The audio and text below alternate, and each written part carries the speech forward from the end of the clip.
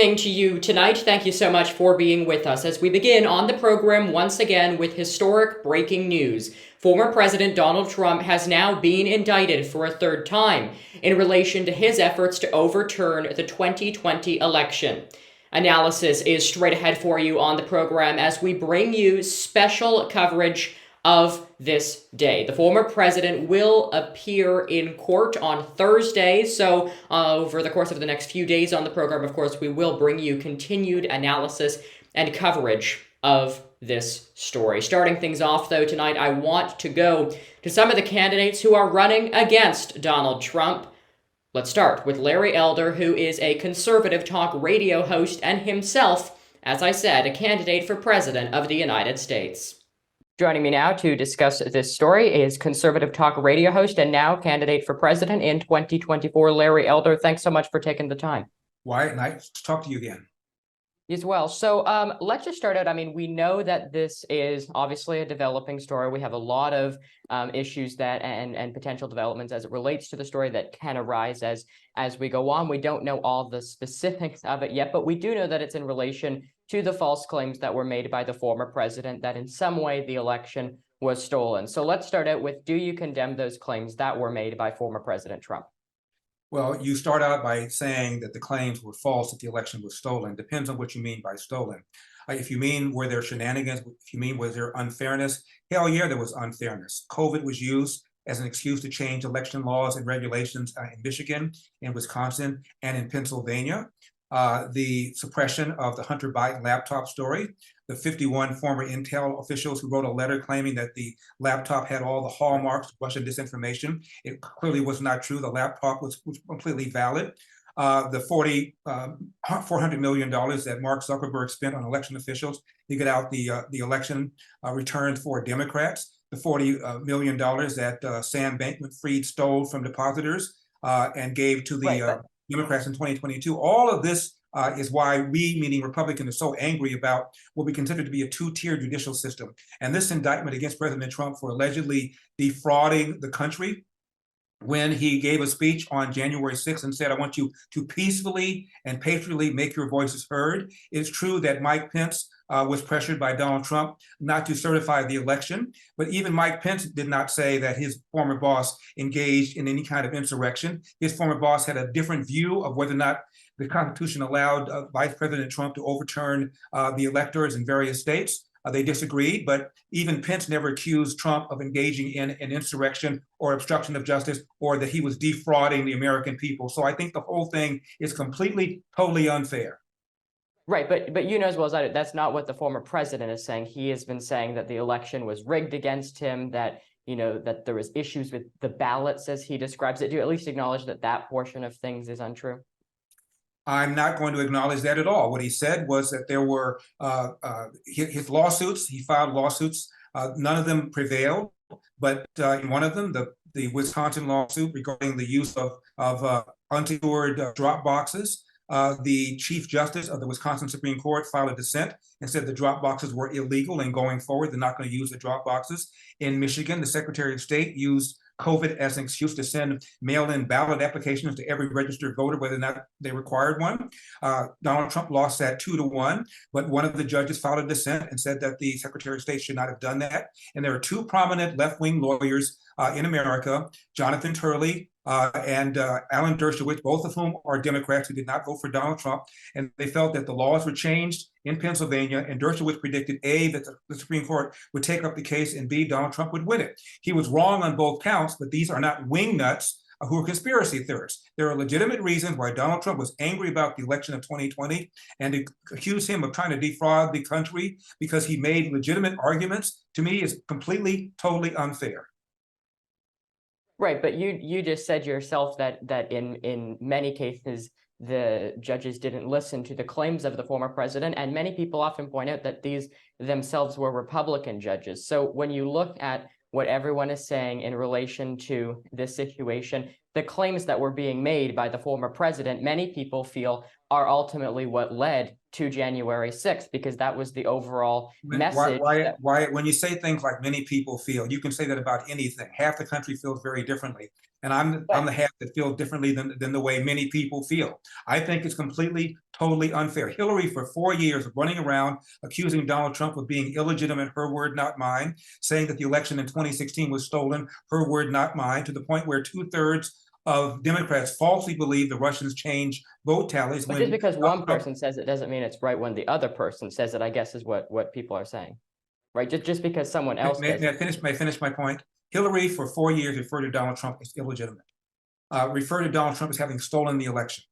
2/3 of Democrats falsely believe the Russians changed vote tallies to elect Donald Trump, when Barack Obama's DHS Secretary Jay Johnson said not a single vote tally had changed. In other words, Wyatt, a greater percentage of Democrats believe 2016 was stolen, to use that word, than I feel that way, than Republicans feel that way about 2020. If for some reason only Donald Trump is excoriated, but Hillary Clinton is not, it is unfair.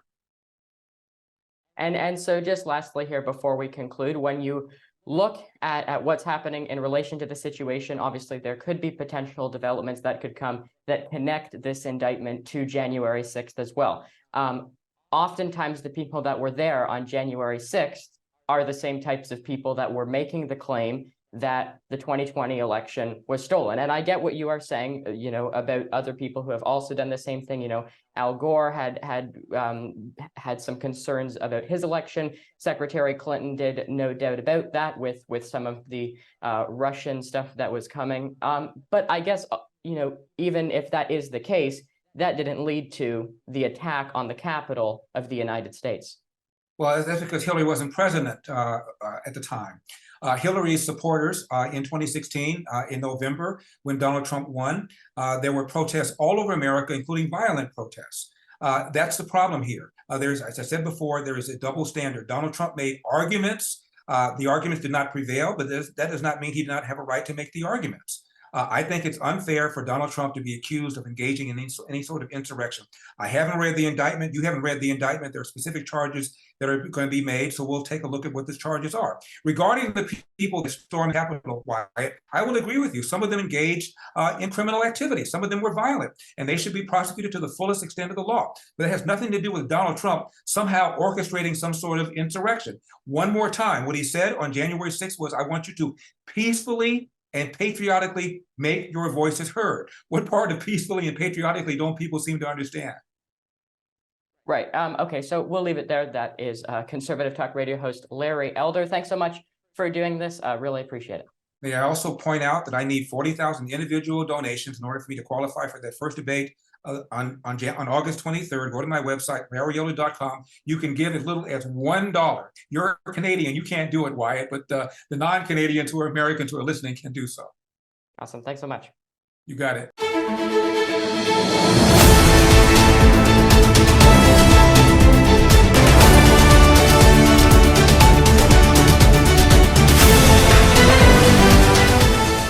Democratic political strategist Michael Starr Hopkins is with me now. Thanks so much for joining me.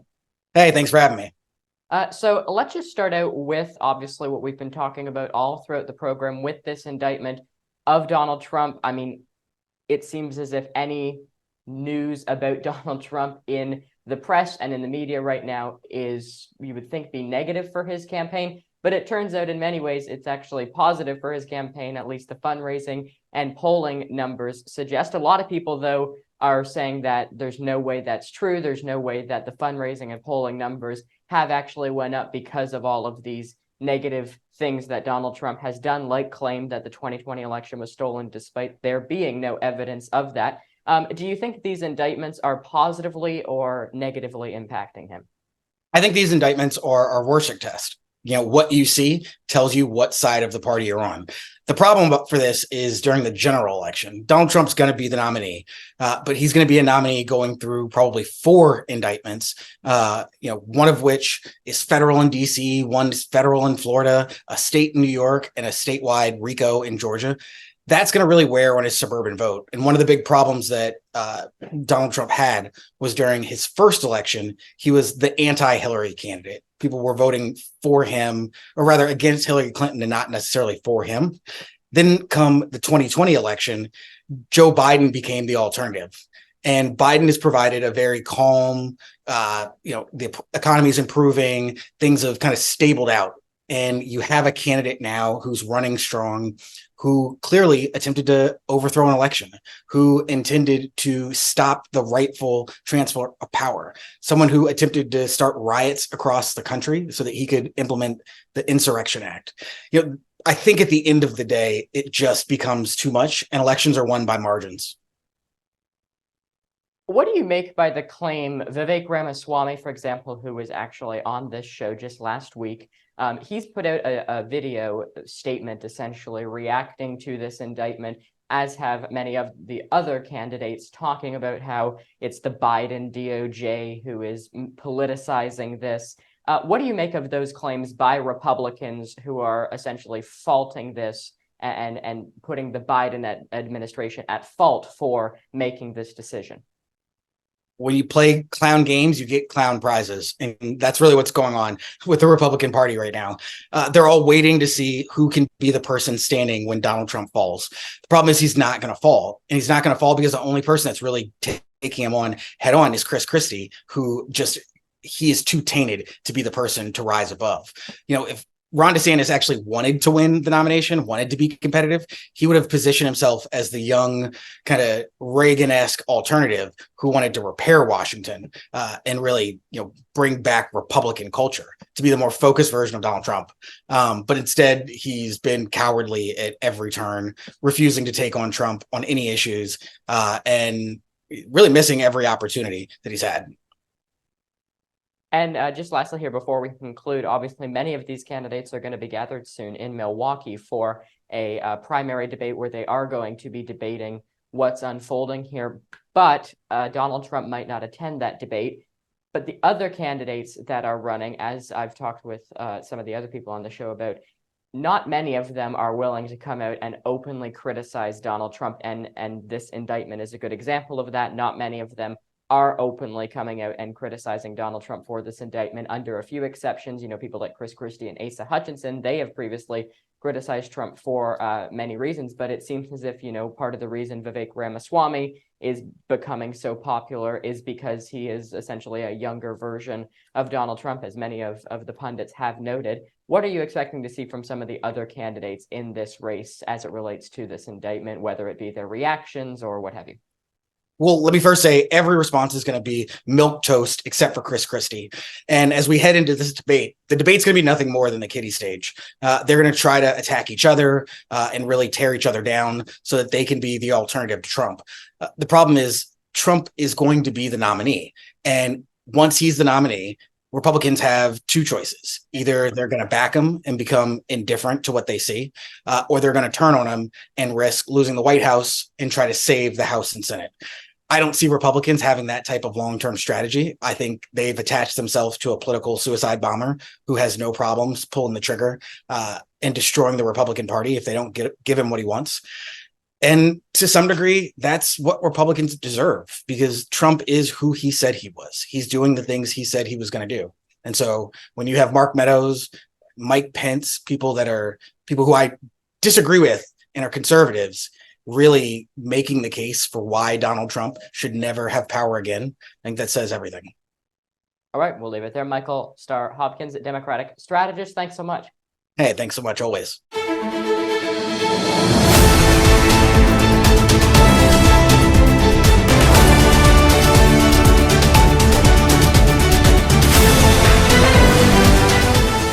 Let's discuss more on this now with Joel Rubin. He's a former Obama administration official and now Democratic congressional candidate himself, and Joe Walsh, former Republican congressman and former presidential candidate. Thanks to the both of you for joining me.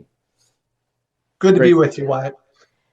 So Joel, let me just start out with you here. Obviously, I just heard from Larry Elder on the show. He's kind of an example of many of the other candidates in this race and many of the people who have been supporting the former president for the past long while. I essentially asked him whether or not he condemns the lies of the former president, that the election was stolen. He went on and talked about how in some way January 6th wasn't connected to the election lies, very much the same rhetoric coming from the former president. What do you make of the continued reaction that we see from the former president, from his supporters, anytime an indictment of this sort takes place?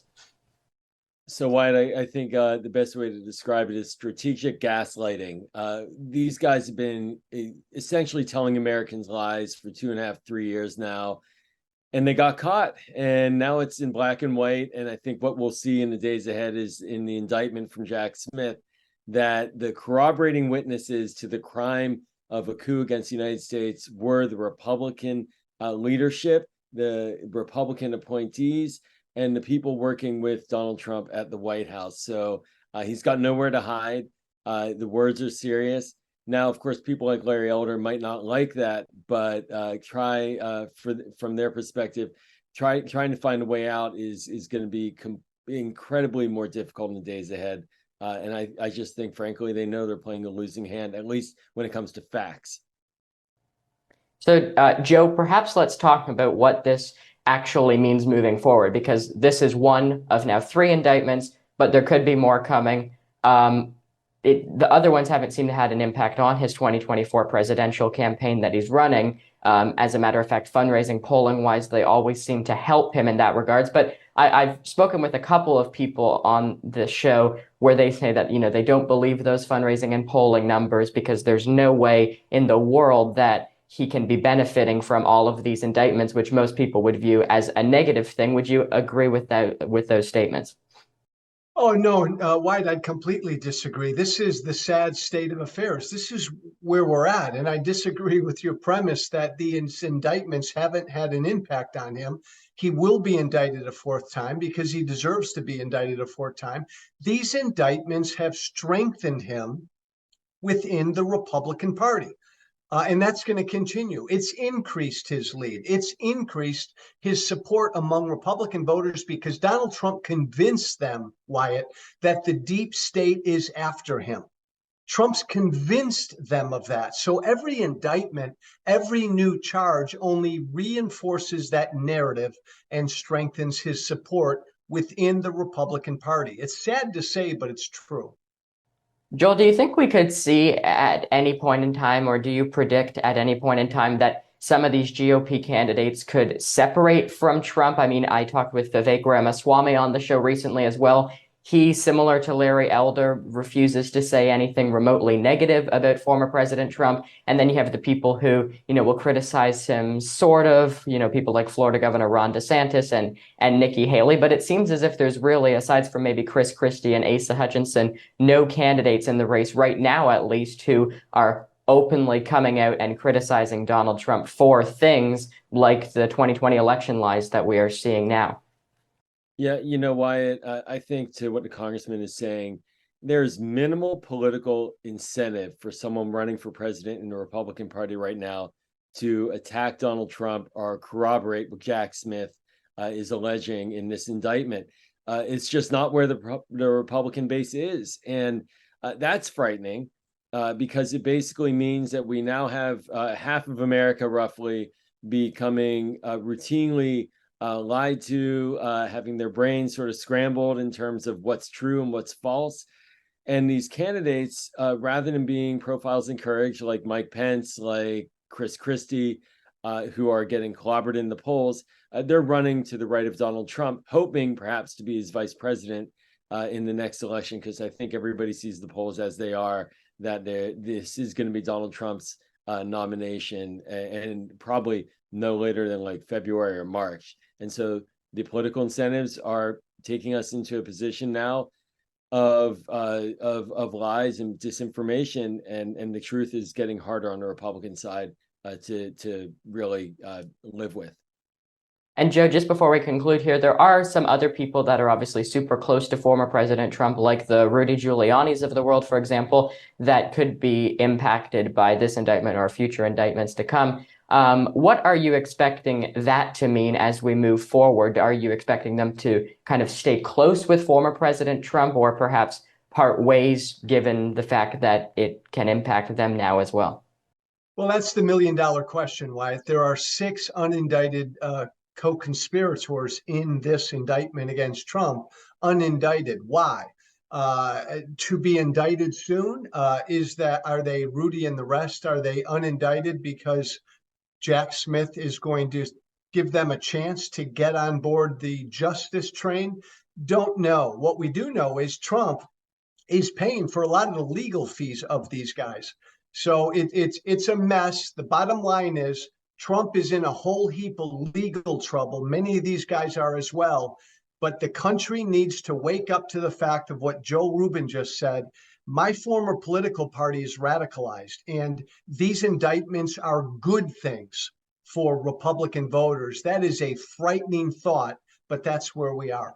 And Wyatt, if you'll forgive me, I want to just comment on what the congressman said also. And I think it's this idea that Donald Trump is paying for these folks as well. Well, he's not really paying for them. Yeah. It's small dollar donors. It's gullible Americans, working people across the country who believe in Donald Trump's lies, who want a better future, and they're going along with it. They're paying the bill for his lies. And Amen. it's such a grift. It's so unethical. It's so anti-American. It's so anti-democracy. It's just a scam above all scams in history of the United States. This will go down as one of the great frauds on the American people. All right, Well said. We'll leave it there. Democratic political strategist and congressional candidate Joel Rubin and former Republican Congressman Joe Walsh. Thanks so much.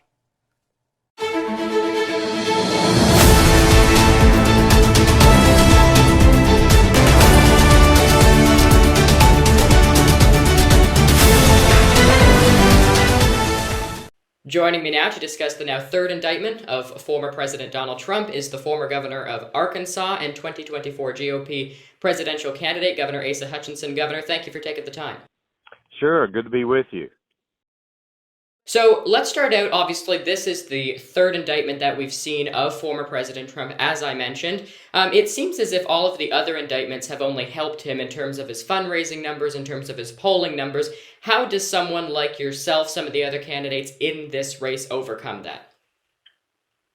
Well, whenever you look at this last indictment, he very well will get a bump initially from it. But as his supporters look at this charges and understand that President Trump really misled them. He knew that he had lost the election, but notwithstanding that, he tried to disrupt it. He brought everybody to Washington and encouraged the attack on the Capitol. And so whenever that comes to the knowledge of the voters that he misled them, and then he's using this campaign to pay all of his legal fees, that I would expect would break that trust relationship and change the dynamics of the race.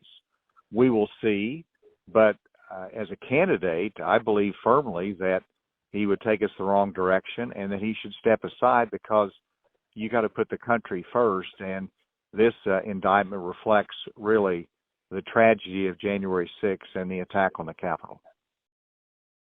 What do you make of the fact that Donald Trump always, it seems, under these types of circumstances, seems to make it out as if he is the one that is the victim of this situation, and oftentimes refusing that January 6th was even the fault of his own? Oftentimes he refuses to even acknowledge that. Well, because it's all about himself, and he cannot admit that he lost, and that is not a good reflection on a public servant. It's about the common good. It's not about his personal good. And that is a hallmark of our democracy and serving each other. And here we've got somebody who seeks to be president who put himself above the country and denied that he lost the election. And, you know, just from a personal standpoint, the fact that he was not there on the inaugural day to show the world that we peacefully transfer power, that alone in and of itself is a smirk on his reputation and really made our democracy look weaker. And from your personal perspective, obviously you have a lot of legal experience as it relates to your own personal background. What do you make of the fact that some of the president's closest allies, I'm thinking, the Rudy Giuliani's of the world as an example, and how they fall into an indictment of this nature, or potentially could fall into an indictment of this nature, given we know that they were advising him on many of these issues? Fact that they are named in the indictment as co-conspirators means that they're a potential target of the special prosecutor and could be later indicted. And so they're going to have a choice to make as to whether they cooperate with the special prosecutor and testify in the case, cut a deal with them, or the potential of being indicted themselves. So that remains to be seen, but it sure points up the jeopardy that Donald Trump is in with those other potential witnesses against him. Ultimately, Donald Trump is the responsible party. The others advised him, and they have culpability if they misled him intentionally. But Donald Trump is the one that is responsible for that.